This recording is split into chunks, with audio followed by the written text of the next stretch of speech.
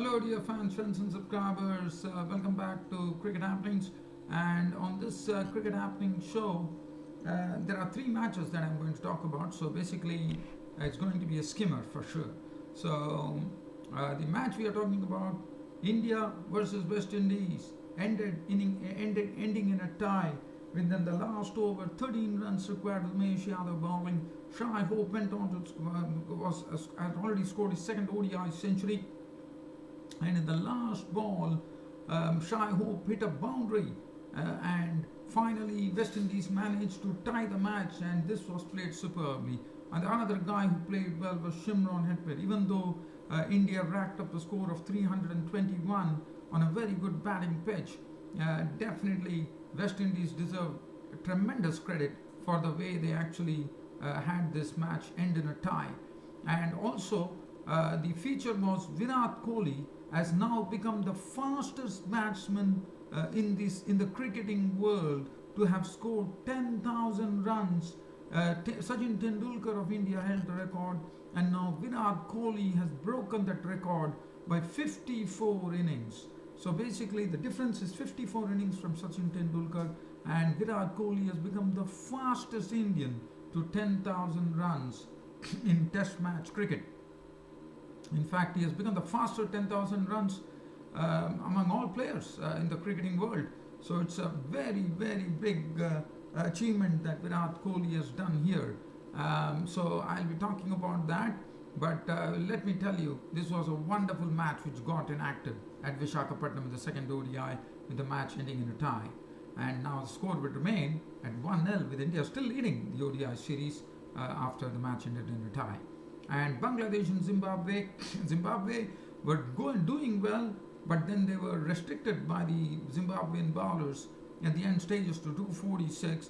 And for Bangladesh, it was not a problem at all. They had a comfortable victory by winning the match by 7 wickets, with Case making 90 and Liton Das also lighting up the stadium with his normally very, very good strokes. And the other match, Australia versus Pakistan, the first T20. The Pakistan bowlers Imad Wasim and Fahim Ashraf doing a good job. Imad Wasim coming back into the Pakistan side, as Pakistan did well to score 166, and they rolled out the Aussies for just 89 runs. A poor display by the Aussie batsman, one thought, probably trying to really have a very, very hard hit at the spinners, and they succumbed to their wiles, and they were 89 all out. So these are the three matches which I'm going to talk. So I'm going to start off with the tight match, but as I said, it will be a skimmer. I won't be going into any of the nitty gritties. So let's have a look at the West Indies. So India were the ones who actually batted first at Visakhapatnam. It was the Indian captain Virat Kohli actually winning the toss, calling it right, and deciding that his wards would go and bat first in this particular match. And it was a good decision. And let's have a look at what really happened there. So it was India actually batting first. If we look at the card, the Rohit Sharma was dismissed early by Roach for fourth. It was early joy for the West Indies. Dhawan contributing 29 of 30 balls, 4 fours and 1 6. But it was all about Virat Kohli and Ambati Rayudu. Virat Kohli, as I said, made a princely unbeaten 157 of 129 balls with 13 fours and 4 sixes to nurture India to 321 for 6 on a perfect batting pitch.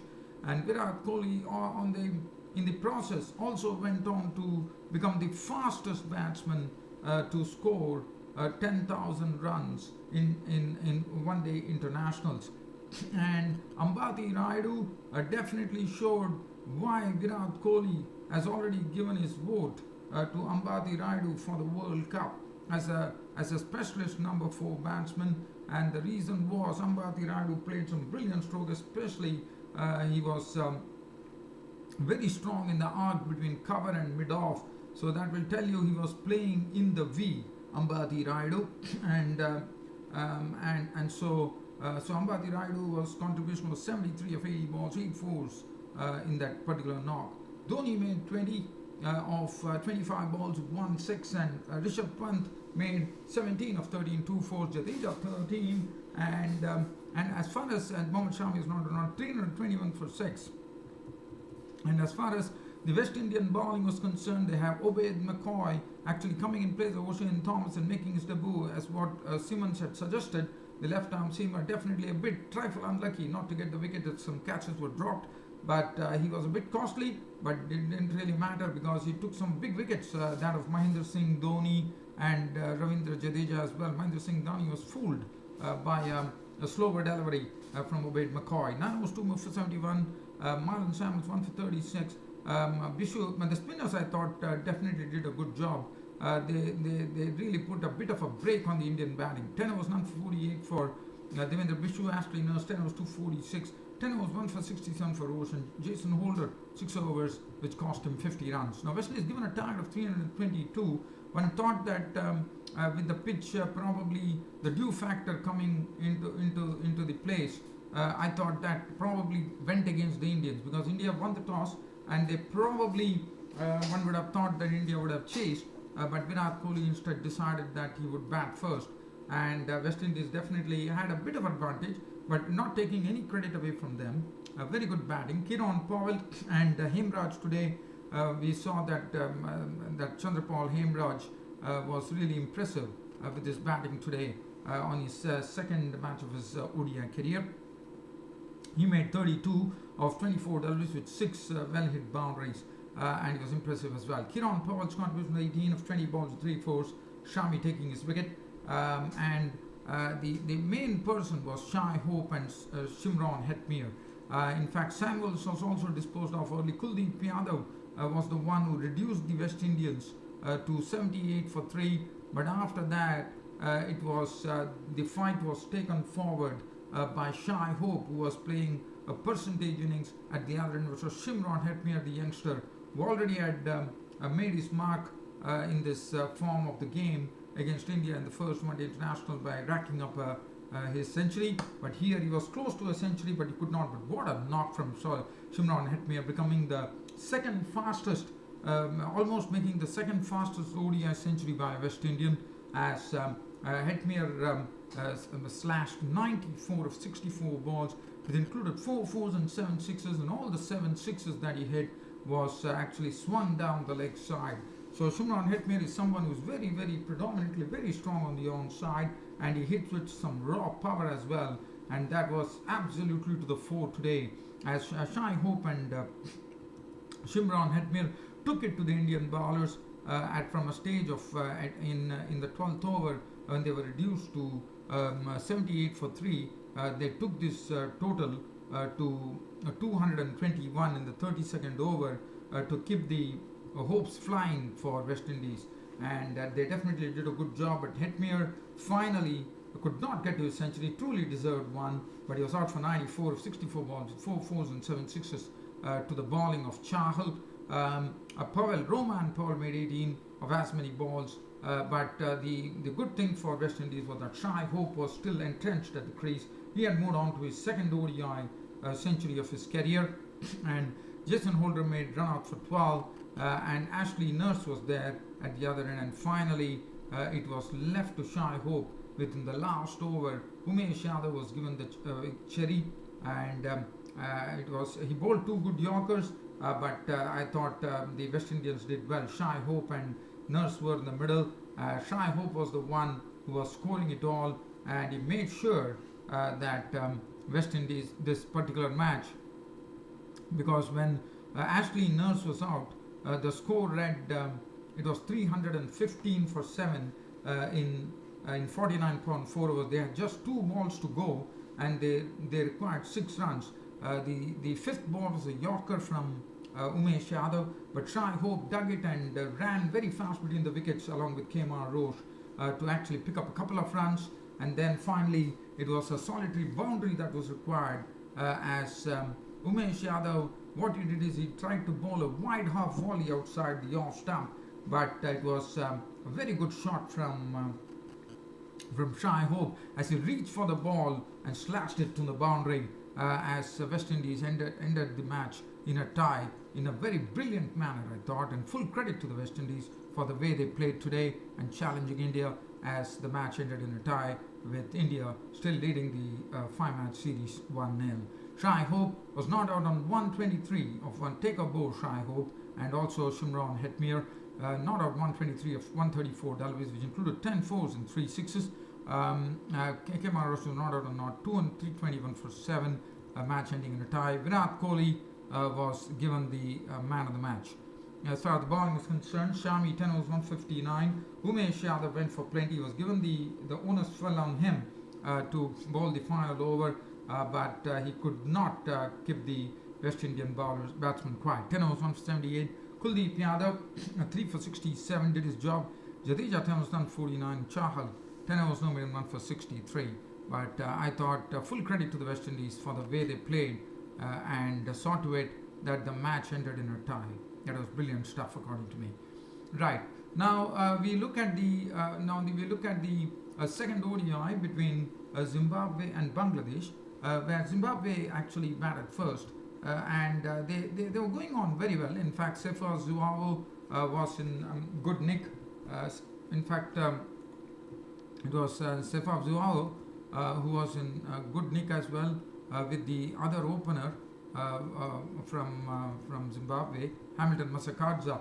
Well, Hamilton Masakadza once again could not find his form with making 14 of 18 with 2 fours, but Zuavo made 20 of 27 deliveries, 1 4 and 1 6 before falling a victim to the Raina Murphy Miraz.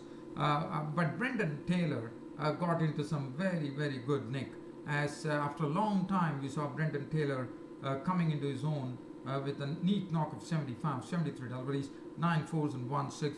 But Sean Williams was a sort of the glue to which he was basically holding the innings for Zimbabwe, and he played a knock of 47, 76 with 2 fours. Sikandar Raza hit form finally with 49 of 61, 3 fours, 2 sixes. Peter Moore 17 of 20 balls with 2 fours. Chigumbra 3. Mota was not out on 9. Tripana not out 3. 246 for 7 was what I thought, but the Bangladeshi bowlers and the death definitely Murtaza and Mustafizur Rahman did a very good job in restricting the Zimbabwean march, as Zimbabwe were restricted 246. The bowling, Murtaza 1 for 49, Mustafizur Rahman as usual economical in picking up the wickets, 10 was 1 for 35. Mohammad Saifuddin was very impressive with his bowling today. He was the one was the chief wicket taker, 10 overs 145 runs and 3 wickets. Mehdi Hossain Miraz 7 overs 1 for 45. Nazmul Islam 10 overs 1 for 43, and Mahmudullah 3 overs 1 for 21. Now Bangladesh will give it a target of 247 runs to win from their 50 overs.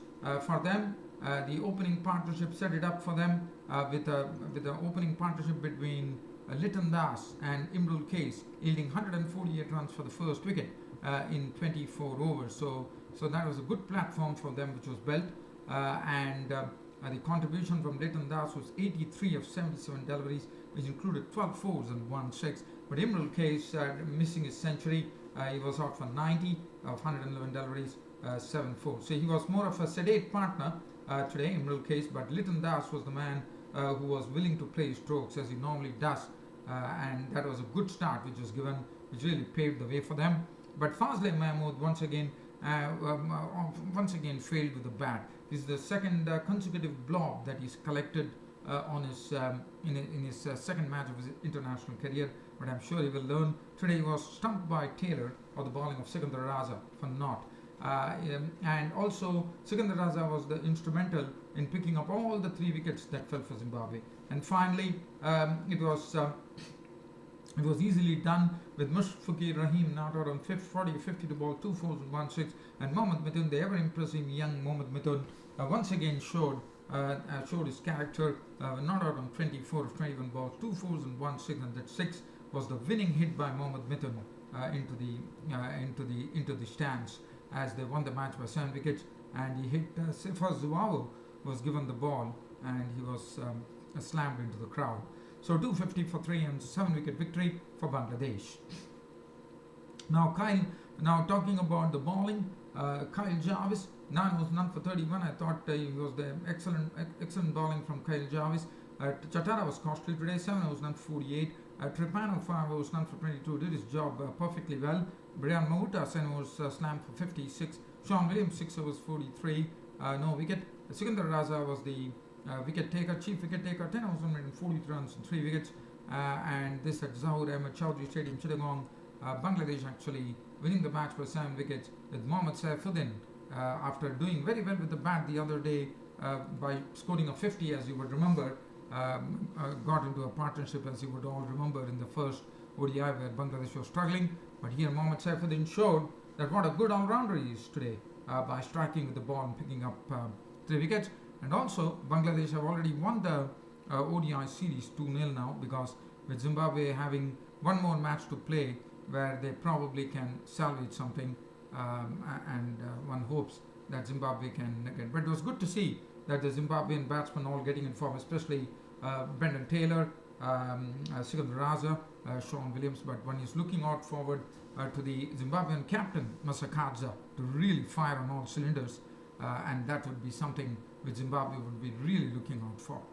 Now, let's talk about the first T20, which happened between Australia and Pakistan. Now, the Pakistan were the ones who actually batted first, and they put on 155 for 8 on the board. It was all about Babar Azam, who has this ability to play some very good strokes, and we all saw that Babar Azam did a good job. He started off as an opener. He started and he was there till the end for the Pakistan score to be taken to 155 for 8 of 20 overs, with Babar Azam's contribution being an unbeaten 68 of 55 deliveries, which included 5 fours and 1 6. Fakhar Zaman was out for 14 of 12 balls with 2 fours. Mohammad Hafiz did a good job. Mohammad Hafiz and Babar Azam partnership was the one which built it up. Mohammad Hafiz making 39 of 30, 2 fours and 2 sixes. But definitely Pakistan losing their way because they were 105 for 2 in the 14th over. But I thought the Aussie bowlers did a wonderful job to only give another 50 runs in the balance overs. But again, that was also at least they managed to get the Pakistanis to 155 for 8. Babar Azam was not out 68, as I said. Other than that, Asif Ali out for 2, Hussain Talat was out for 9, Fahim Ashraf duck, Sarfraz Ahmed duck, Shadab Khan won, Imad Wazim duck, Hassan Ali hit it out towards the end with an unbeaten 17 of 8 balls, 2 fours and 1 6. If you look at the bowling card from the Aussies, the Aussie bowling card, Nathan Coulter 9 was costly, 4 overs 242. Stanley did a good job, 4 overs 2 for 21. Ty 4 overs 3 for 24 was good. Ashton Agar 2 overs none for 19. Zampa 1 for 32. DRC shot 2 overs 1 for 13. Now Australia, given a target of 156 runs to win from 20 overs, found the going tough. In fact, Imad Wazim was the one who started it all. Imad Wazim was given the ball by Sarfraz Ahmed to start proceedings along with Fahim Ashraf, and they were the bowlers who really ran riot among the Australian batsmen, with Imad Wazim returning 4 overs, no made in 20 runs and 3 wickets. Fahim Ashraf 3 overs, 1 made in 2 for 10. And then we had Hassan Ali 1 for 16. Shaheen Shah Afridi towards the end getting a few wickets, 3 overs 2 for 23. Especially the tail end, he actually got the tail end wickets there. Shadab Khan 3.5 overs, no 1 for 16. Now looking at the Australian card there, it was really a very, very tough assignment for them. In fact, what one saw from the Aussies was that they ended up playing a lot of poor strokes. Finch actually tried to expose his stumps and have a go at Wazim. He was knocked off for naught. His stumps were knocked off for naught. DRC Shot also lost his stumps to Imad Wazim for 4 of 2 balls with 1 4. Lynn came coming 1 drop today, was clean bowled by Fahim Ashraf. So you could see there are a lot of the top 4 were clean bowled. Glenn Maxwell trying to up the tempo, going for a shot with his head high up in the air, lost his stumps after he tried to actually leave all the 3 stumps exposed and tried to move Fahim Ashraf into the crowd, and he lost his stumps. He was gone for 2 of 7 balls. Ben McDermott was unfortunately run out with a misunderstanding happening, which led to Ben McDermott being run out for naught, which was not good. And then Alex Carey was out for 1. Ashton Agar making 19 of 23. Nathan Coulter-Nile, the all-rounder, hit it towards the end. Tried his best, but there was no support coming from the other end. And finally, he succumbed after making 34 of 29. There was 6 fours with Shadab Khan clean bowling him. And then Shaheen Shah Afridi cleaning up the tail with taking Adam Zampa and Andy Ty's wickets. Stanley was not on 2, and the Australians succumbed to 89 all out. So they were all out for just 89 runs, with Australia winning the first T20 of the 3-match series by 66 runs, and that was the match situation. Well, dear fans and subscribers, Ahmed Wazim was named man of the match. Dear fans and subscribers, that's about it as far as today's daily cricket show is concerned. With my next cricket show slated tomorrow, it's about time to bid you all a very good night. Thank you.